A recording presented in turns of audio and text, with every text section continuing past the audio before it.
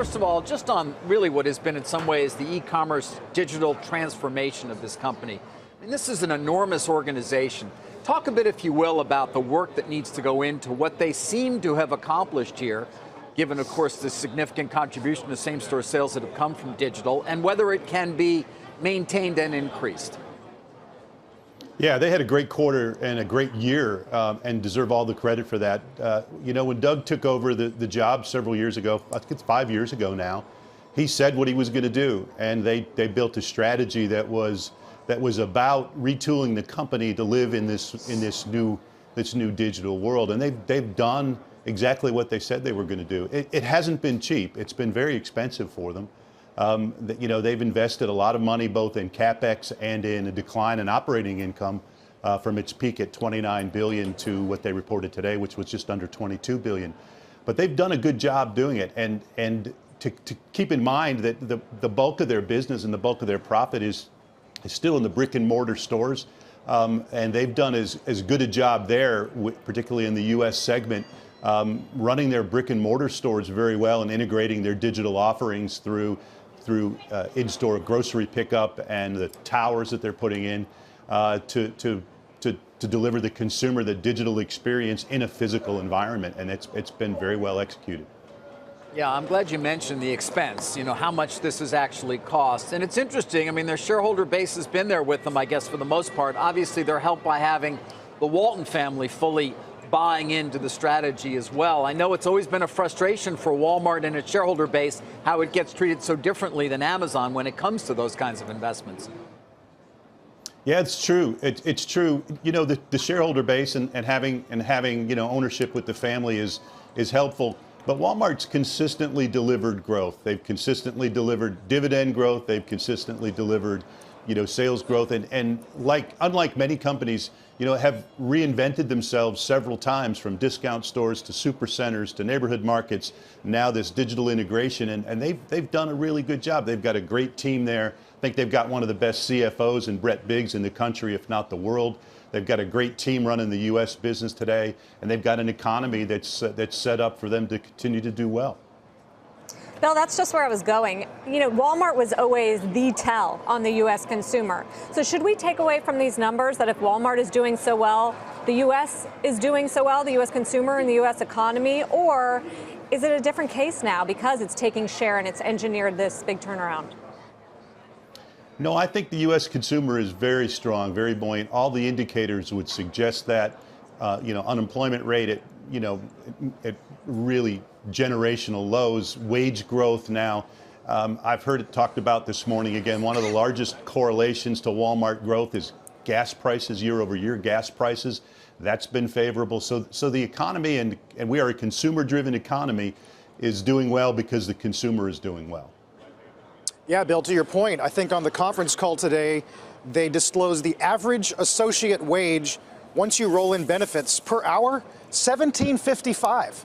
And I wonder if you think that's if that's drawing a whole new class of employees who maybe would not have considered applying years ago.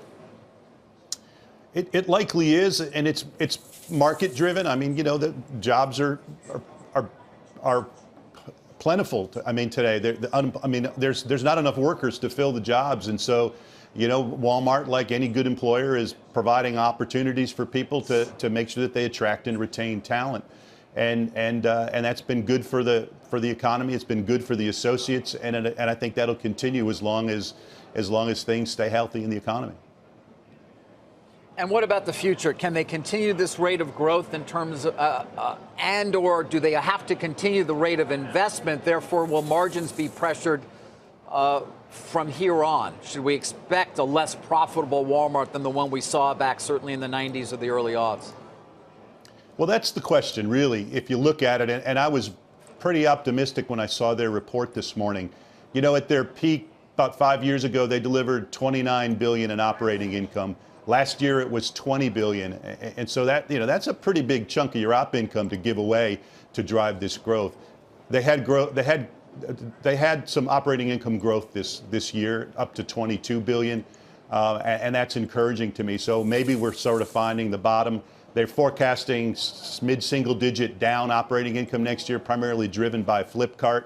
So let's see if it stabilizes there, and if they can begin to grow off of that base of, say, 20, 22 billion and grow their operating income. I like where they're headed. If it stays flat or continues to decline, I would worry. So that's a number I'm going to be looking at. And grocery, they seem to be doing fairly well. Even foot traffic as well. I mean, I don't know if they're being drawn in part by the digital efforts, Bill, but there has been an increase as well year over year, and the people are actually visiting the stores. Yeah, don't underestimate how important the grocery business is to Walmart. I mean, they're the largest grocer in the country, and they've had some tailwinds there as well. Dave Dillon, when he was running Kroger, just did a masterful job, and they've struggled since their transition, certainly haven't done as well as they had in the past. So there's room in the grocery space right now. Walmart's really improved their offering in fresh and in organic, and are moving in that direction, and now have brought some digital capability to that, which is what customers are looking for with their order online and pick up at store. So they're doing a lot of things right in food, and that's why I think they've sort of built a moat around their business with their really strong grocery offering. Yeah, I'm wondering how that is going to actually play out, Bill, because they're experimenting with the pick up and collect. Kroger's been doing this, and they're really ramping up some of their digital efforts. And then there's Amazon, which now owns Whole Foods. Who's winning this fight? I think Walmart's winning. I think they've got the customers, they've got the store base, they've got the ability to deliver a fresh offering into your neighborhood, and it's just a question of how they get it to your home or have you pick it up. And I don't think the U.S. consumer is where other markets are about home delivery of grocery. I think the winning play in grocery will be order online and pick up in store, and I think Walmart's probably best positioned to be able to deliver against that. Others will try, but I think Walmart's got the store base and the distribution capability to pull that off.